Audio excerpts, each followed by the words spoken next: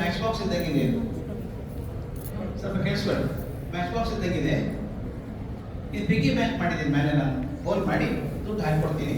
ಮಕ್ಕಳು ತೆಗೆದ್ರೆ ಕಾಯಿನ್ ಅವ್ರಿಗೆ ಡಬ್ಬನ ಅವ್ರಿಗೆ ಕೊಡ್ತೀನಿ. ಇಲ್ಲಿ ಏನು ಮಾಡಬೇಕು ಇವರು ಅಂದರೆ, ಈ ಮ್ಯಾಚ್ ಬಾಕ್ಸ್ ಒಳಗೆ ಒಂದು ಡ್ರಾಯರ್ ಇದೆ ಒಳಗಡೆ ನೋಡಿ ಸರ್, ಡ್ರಾಯರ್ ಇದೆ. ಆ ಡ್ರಾಯರ್ ತೆಗಿಬೇಕಷ್ಟೇ. ನಿಮ್ಗೆ ಕೊಟ್ಟಿಲ್ಲ ಬಾಕ್ಸ್. ನಿಮ್ಗೆ ಟೈಮ್ ಇರೋದು 2 ನಿಮಿಷ. ಬಹಳ ಜೋರಾಗಿ ಹೊಡೆದು ಉಗುರು ಹಾಕಿ ತೆಗಿಬೇಕಾಗಿಲ್ಲ. ಸುಮ್ಮನೆ ತೆಗಿಬೇಕು. ನಾನು ತೋರಿಸ್ಕೊಡ್ತೀನಿ ನೋಡಿ. ಬಸ್ಸಲ್ಲಿ ತೋರಿಸ್ತೀನಿ. ಮಾಡಿ ಬರಿಬೇಡಿ. ಪಿಗ್ಗಿ ಬ್ಯಾಂಕ್ ಮಾಡ್ತಾರೆ ಬರೋಲ್ಲ. ತೆಗಿಬೇಕು.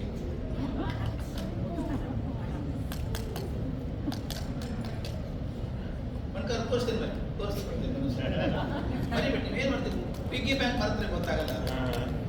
ಪಿಗ್ಗಿ ಬ್ಯಾಂಕ್ ಮಾಡ್ಕೊಂಡು ತೆಗಿಬೇಕು ನೋಡಿ. ಬಾಕ್ಸ್ ಅವ್ರ ಕೈಯಲ್ಲೇ ಇದೆ, ನನ್ನ ಕೈಯಲ್ಲಿ ಏನಿಲ್ಲ. ಜಾದು ಅಲ್ಲ, ಏನೂ ಅಲ್ಲ. ಸೈನ್ಸ್ ಪ್ರಯೋಗ ಇದು. ತೋರಿಸ್ಬಿಡ್ಲ ಸರ್? ನೀವು ಪಿಗ್ಗಿ ಬ್ಯಾಂಕ್ ಮಾಡ್ತಾರೆ ಬರಲ್ಲ. ಪಿಗ್ಗಿ ಬ್ಯಾಂಕ್ ಮರಿಬಾ. ಅದೇ ಅದೇ ಅದೇ ಯಾಕೆ ತೋರಿಸ್ತೀನಿ ಅಂದ್ರೆ, ಅದು ಒಂದಕ್ಕೆ ಬರ್ತದೆ ಅನ್ಬಾರ್ದು, ಎಲ್ಲದಕ್ಕೂ ಬರ್ತದೆ.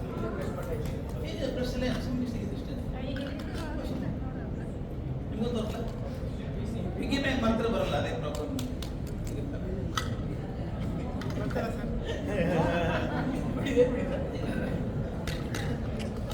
ಮ್ಯಾಜಿಕ್ ಮಾಡಿದ್ರು.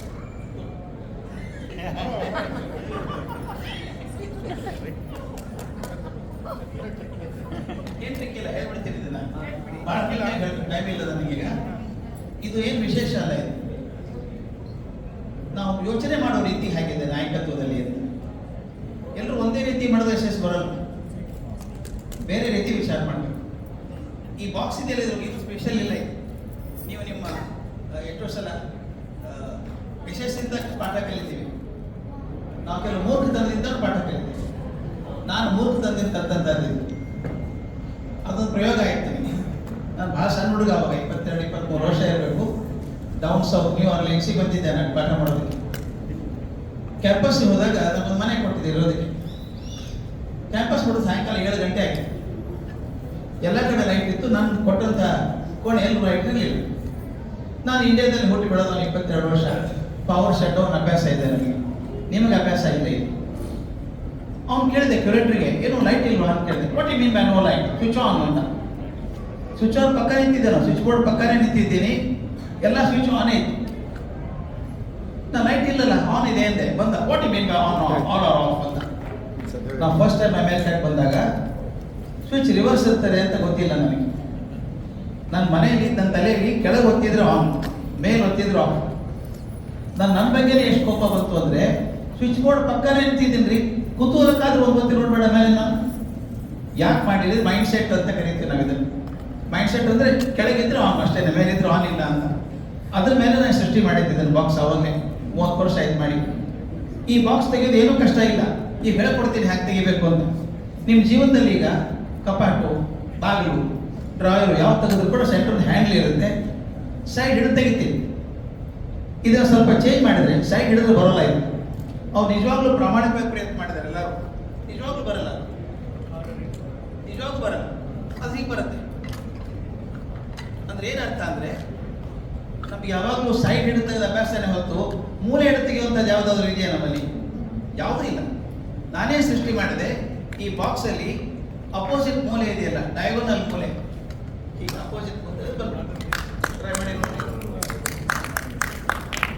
ಮೂಲೆ ಮೇಲೆ ಡಯಾಗೋನಲ್ ಮೂಲೆ ಇಟ್ಕೊಳ್ಳಿ. ಬಂತಾ ನಿಮಗೆ? ಡಯಾಗೋನಲ್ ಮೂಲೆ ಎರಡು ಕಾರ್ನರ್. ಬರೀ ಕಾರ್ನರ್ ಮಾತ್ರ. ಬರೀ ಕಾರ್ನರ್. ನೀವು ಯಾಕೆ ಮಾಡಿಸ್ತಾ ಇದ್ರೆ ಇಷ್ಟೇ, ನನ್ನ ನಾಯಕತ್ವದಲ್ಲಿದ್ದಾಗ ಒಂದೇ ರೀತಿ ವಿಚಾರ ಮಾಡಿದ್ರೆ ಸೊಲ್ಯೂಷನ್ ಬರಲ್ಲ. I should think totally different. ಬೇರೆ ವಿಚಾರ ಮಾಡಬೇಕು. ನಾನು ಸಂಘ ಬೆಳೆಸ್ಬೇಕಾದ್ರೆ ಏನು ಮಾಡಬೇಕು? ಬೇಕೆ 108 ಹಾದಿಗಳಿದ್ದಾವೆ. ಅವರಾಗಲೇ ಹೇಳಿದ್ರು ಬಸಣ್ಣವರು, ಇದು ನಮಗೆ ರೆಮ್ಯುನರೇಟಿವ್ ಜಾಬ್ ಅಲ್ಲ, ಜವಾಬ್ದಾರಿ ಬಂತು ಬರೀ ಓಡಾಡೋದು. ಯಾಕೆ ಮಾಡ್ತೀವಿ ಬಿಡ್ರಿ, ಇದೆಲ್ಲ ಬೇಡ, ಯಾಕೆ ಓಡಾಡ್ತೀವಿ, ಕೆಲಸ ಇದೆ ನಿಮಗೆ ಅಂತಾರೆ ಜನ. ಆದರೆ ಜನ ಸೇರಿಸ್ಬೇಕು. ಹೆಂಗೆ ಸೇರಿಸೋದು? ಬೇರೆ ಬೇರೆ ಹಾಗೆ ಇದ್ದಾವೆ. ಕನ್ನಡದ ಬಗ್ಗೆ ಹೇಳೋದಾದ್ರೆ 3 ವಿಭಾಗ ಇದ್ದಾವೆ. ಒಂದು ಮಾತಾಡೋದು ಕಲಿಸ್ಬೇಕು, ಕನ್ನಡ ಮಾತಾಡೋದು. ಎರಡನೇದು ಬಹಳ ಮುಖ್ಯ ಆಗಿರುವಂಥದ್ದು ಆ ಸಂಸ್ಕೃತಿ ಕಲಿಸ್ಬೇಕು, ನಾವು ಕನ್ನಡದ ಸಂಸ್ಕೃತಿ ಕಲಿಸ್ಬೇಕು. ಮೂರನೇದು ಸಾಹಿತ್ಯ ಕಲಿಸ್ಬೇಕು. 3 ಭಾಗ ಇದ್ದಾವೆ. ಅದಕ್ಕೇನು ಮಾಡಬೇಕು? ನಾನು ಹೇಳೋದು ವೆರಿ ಸಿಂಪಲ್. ನಿಮ್ಮಲ್ಲಿ ಸಾಕಷ್ಟು ಜನ ಜೊತೆಗೆ ಬರಬೇಕಾದ್ರೆ, ನಂಬರ್ ಜಾಸ್ತಿ ಆಗಬೇಕಾದ್ರೆ ಏನು ಮಾಡಬೇಕು?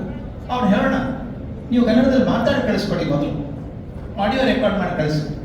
Will bring A audio file. ಕವನ ಓದಿ, ಒಂದು ಪದ್ಯ ಓದಿ, ಅಥವಾ ಯಾವುದಾದ್ರೂ ಸಾಹಿತ್ಯದ ಭಾಗ ಓದಿ. ಯಾರು ಬರೆಯೋದಿದ್ರೆ ಬರೀರಿ, ನಿಮ್ಮ ಘಟನೆಗಳ ಬಗ್ಗೆ ಬರೀರಿ. ಯಾರೋ ಸಾಹಿತಿಗಳನ್ನು ಕಂಡದಿದ್ರೆ ಅವ್ರ ಬಗ್ಗೆ ನಿಮ್ಗೆ ಏನು ಅನಿಸ್ತು ಬರೀರಿ. ದೊಡ್ಡದು ಬೇಡ, 1 ಪೇಜ್ ಒಳಗೆ ಬರ್ಕೊಳ್ಳಿ. ಅದನ್ನು ದಯವಿಟ್ಟು ಒಂದು ಮ್ಯಾಗಝೀನ್ ಮಾಡಿ. ಯಾಕೆ ಗೊತ್ತಾ? ಯಾರು ಬರೆದಿರ್ತಾರಲ್ಲ ಅವ್ರಿಗೆ ಗೊತ್ತಿದೆ ಪಬ್ಲಿಷ್ ಆದರೆ ಏನು ಖುಷಿ ಆಗುತ್ತೆ ಅಂತ ಗೊತ್ತಿದೆ. ನಾನು ಬರೆದದ್ದು ಪ್ರಿಂಟ್ ಆಗಿ ಒಂದು ಫಾರ್ಮಲ್ಲಿ ಬಂದರೆ ಪ್ರಿಂಟ್ ಆಗಬೇಕು ಅಂತಿಲ್ಲ, ಮ್ಯಾಗಝೀನ್ ಮಾಡಿ, ಸರ್ಕ್ಯುಲೇಟ್ ಮಾಡಿ. ಅದನ್ನು ನಾನು ನೋಡಿದ್ದೀನಿ, ನ್ಯೂ ಜರ್ಸಿಯಿಂದ ಪ್ರತಿ ತಿಂಗಳು ಬರುತ್ತೆ ಅದನ್ನು ಮ್ಯಾಗಝೀನ್. ಪ್ರತಿ ತಿಂಗಳು ಮ್ಯಾಗಝೀನ್ ಬರುತ್ತೆ. ಎಷ್ಟು ಚೆನ್ನಾಗಿ ಮಾಡಿದ್ದಾರೆ, ದರ್ಪಣ ಅಂತ ಅಂತಾರೆ. ಹಾಗೆ ತಾವು ಮಾಡೋದಾದರೆ ಸಣ್ಣ ಸಣ್ಣ ಆರ್ಟಿಕಲ್ಸು ಮೊದಲನೇ ಸಲ ಬರೆಯೋರು ಕೂಡ ಪ್ರಯೋಗ ಮಾಡ್ಬೋದು. ನಿಮ್ಮಲ್ಲಿ ಇದ್ದದ್ರೊಳಗೆ ಯಾರು ಸಾಹಿತ್ಯ ಗೊತ್ತಿರೋರು ಇದ್ರೆ ಅದು ಸ್ವಲ್ಪ ರಿಫೈನ್ ಮಾಡಿಕೊಡಿ, ಅದನ್ನು ಸ್ವಲ್ಪ ಚೆನ್ನಾಗಿ ಮಾಡಿಕೊಡಿ ಅಂತ ಹೇಳೋಣ. ಮ್ಯಾಗಝೀನ್ ಮಾಡಿ. ಅವಾಗ ಏನಾಗುತ್ತೆ ಗೊತ್ತಾ? ಬರೆದವ್ರಿಗೂ ಆಸಕ್ತಿ ಬರುತ್ತೆ, ಸಂಪಾದನೆ ಮಾಡಿದವ್ರಿಗೂ ಆಸಕ್ತಿ ಇರುತ್ತೆ. ಅಷ್ಟು ಜನ ನಿಮಗೆ ಸೇರ್ಕೊತಾರೆ. ಆಮೇಲೆ ಕೆಲವೊಂದು ಘಟನೆಗಳನ್ನು ಬರೀಬೇಕು. ಹೊಸ ದೊಡ್ಡ ಕಾದಂಬರಿ ಬರೀಬೇಕು ಅಂತಿಲ್ಲ. ನೀವು ಪ್ರವಾಸಕ್ಕೆ ಹೋದಾಗ ಏನಾಯ್ತು, 5 ನಿಮಿಷ ಬರ್ಕೊಡಿ ಅದನ್ನು ಚೆನ್ನಾಗಿ. ಒಂದ್ಸಲ ಬರವಣಿಗೆ ಹುಟ್ಟು ಹಾಕ್ಸ್ಬಿಟ್ರೆ ಅವ್ರ ಕಡೆಯಿಂದ ಅವರೆಲ್ಲರೂ ನಿಮ್ಮನ್ನು ಸೇರ್ಕೊತಾರೆ. ಆಡಿಯೋ ಫೈಲ್ ಮಾಡಿಸಿ. ಕೆಲವು ಬರೆಯೋಕ್ಕಾಗಲ್ಲ ಅಂತ ನಿಮ್ಮ ನೆನಪುಗಳನ್ನು ಫೋನ್ ಮಾಡಿ ರೆಕಾರ್ಡ್ ಮಾಡಿಕೊಡಿ, ಆಡಿಯೋದಲ್ಲಿ ಕಳಿಸ್ಕೊಡಿ. ಯಾರೂ ಮಾಡಿಲ್ಲ ಅದು, ಎಲ್ಲರಿಗೂ ನೀವು ಮಾಡ್ಬೋದು ಅದನ್ನು. ಆಡಿಯೋ ಸಂಚಿಕೆ ಅಂತ, ಪ್ರಿಂಟ್ ಸಂಚಿಕೆ ಎಲ್ಲರೂ ಮಾಡ್ತಾರೆ ಇವಾಗ. ಆಡಿಯೋ ಸಂಚಿಕೆ ಬಹಳ ಪಾಪ್ಯುಲರ್ ಆಗಿದೆ. ಅದು ನೀವೇನೇನು ಅನುಭವ ಇದ್ದಿದ್ದೀರಿ, ಯಾರೋ ಮೀಟ್ ಮಾಡಿದ್ದೀರಿ, ಒಬ್ಬರನ್ನ ಸಾಹಿತಿಗಳನ್ನ ಭೇಟಿಯಾಗಿದ್ರಿ, ಅದೇನು ಅನಿಸ್ತು ನಿಮ್ಗೆ? 5 ನಿಮಿಷ ರೆಕಾರ್ಡ್ ಮಾಡಿ ಕಳಿಸ್ಕೊಡಿ. ಅದೆಲ್ಲ ಒಂದು ಫೋಲ್ಡರ್ ಮಾಡಿ ಒಂದು ಆಡಿಯೋ ಸಂಚಿಕೆ ಮಾಡ್ಬೋದು. ಉದ್ದೇಶ ಎಷ್ಟೇನೆ, ಅವರೆಲ್ಲ ಮಾತಾಡಿದವ್ರು ನಿಮ್ಗೆ ಭಾಗ ಆಗ್ಬಿಡ್ತಾರೆ.